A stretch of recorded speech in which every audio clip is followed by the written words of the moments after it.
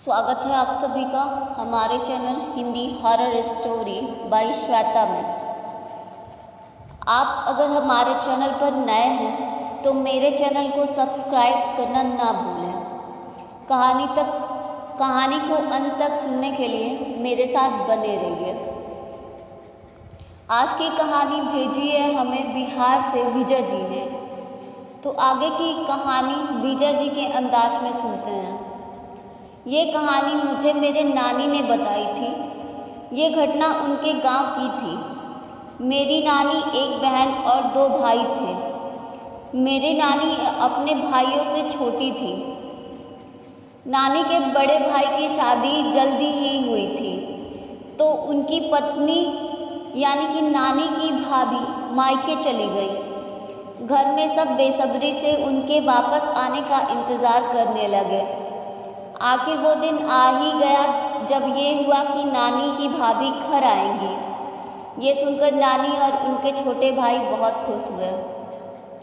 नानी के बड़े भाई अगले दिन अपनी ससुराल भाभी को लेने चले गए।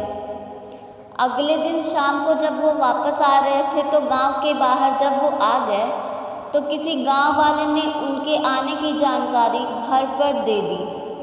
उनके स्वागत की तैयारियों में लगे हुए सभी लोग थे। नानी भी अपनी माँ के साथ ही थी, पर उनके छोटे भाई गांव के बाहर जिधर उनके भाई और भाभी थे उधर दौड़ पड़े। उधर से बैलगाड़ी तेजी से आते हुए वो लोग आ रहे थे, पर नियति जो ना करने पर आ जाए। छोटे भाई को अचानक से ठोकर लगी और वो उछलकर बैलगाड़ी के ठीक सामने गिर पड़ा। बैलगाड़ी को अभी रोकने में टाइम लग रहा था, तभी बैलगाड़ी उनके ऊपर बैल और गाड़ी दोनों ही चढ़कर पार हो गया। जब सबने उतर कर देखा तो भाई की मौत हो चुकी थी, क्योंकि बैल के खुरों से उनके पेट में बहुत ज़्यादा घाव हो गया था। कुछ दिन बाद वो सबको दिखने लगे, पर किसी को भी परेशान नहीं करते थे। फिर भी उनके भूत को देखकर कोई डरता नहीं था। भाभी को जब ये सब बातें पता चली तो उन्होंने कहा ये सब बातें झूठी हैं, ऐसा कुछ नहीं होता है। उस दिन से छोटे भाई की आत्मा, जो कि एक भूत ही थी, उनको परेशान करने लगी। वो भाभी जब भी आंगन में होती तो लगता कि उनकी साड़ी कोई खींचकर भाग गया हो। कभी कभी सोते वक्त उनको महसूस होता कि किसी ने उनको थप्पड़ मारा हो। जब वो उठती तो वहाँ कोई नहीं होता था, पर उनके गाल पे थप्पड़ के निशान होते थे। उन्होंने ये सब बातें बड़े भैया को बताई। तब भैया बोले, जो कि ये सब नहीं मानते थे, बोले कि तुमको ही परेशान करता है और मारता है और किसी को नहीं। भैया छोटे भाई को गाली देते हुए बोले, साला सबको मार रहा है, दिख रहा है, मुझसे पता नहीं क्यों डर रहा है। जरा मेरे सामने आए तब बताता हूँ। उस दिन जो हुआ, पूरा परिवार की जान ही निकल गई। रात को जब बड़े भैया अपने कमरे में सोने के लिए जा रहे थे, तभी उन्हें छोटा भाई दिखाई दिया, जो कि उनको छत पर बुला रहा था। बड़े भैया गुस्से में छत पर गए, पर वहाँ कोई नहीं था। तभी उनको लगा कि पीछे से कोई हंसते हुए दौड़कर भाग रहा है। भैया ने पीछे पलटकर देखा तो भी कोई नहीं था। तभी उनको अपनी पीठ पर किसी के छूने का एहसास हुआ। तभी उन्हें लगा कि किसी ने जोर से उनके मुंह पर थप्पड़ मारा हो। भैया गुस्से में बोले, दम है तो आ सामने, मैं तुझे अभी बताता हूँ।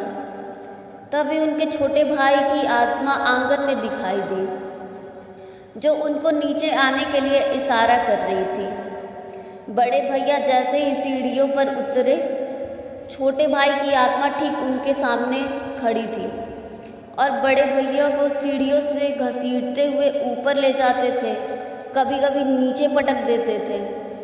बड़े भैया जोर जोर से चिल्लाने लगे, माफ़ कर दो मुझे, अब से कभी ऐसा नहीं बोलूँगा। फिर भी उनको थप्पड़ पड़े ही जा रहे थे। भूत ने उनको तब तक मारा जब तक वो बेहोश नहीं हो गए। उनकी चीख पुकार सुनकर सभी लोग उधर दौड़ पड़े, पर किसी की हिम्मत नहीं हो रही थी कि वो उनके बीच जाकर उन्हें बचा सके। बेहोश होने के बाद भी वो घसीटते हुए ऊपर सीढ़ियों से जा रहे थे, फिर सीढ़ियों से गिरते हुए नीचे तक आ रहे थे। जब नानी ने देखा कि वो अपना दूसरा बेटा भी खो देंगी तो वो रोते हुए अपने छोटे बेटे से माफ़ी मांगने लगी। माफ़ कर दे इसको, इससे गलती हो गई, इसे नहीं पता था, अपने ही भाई को तू मार रहा है। तब उन्होंने उन्हें छोड़ दिया और बोला कि कह देना आज से कभी भी किसी को भी गाली नहीं देगा। फिर उसके बाद अगले दिन नानी ने एक पुजारी को बुलाया जो कि तांत्रिक भी थे।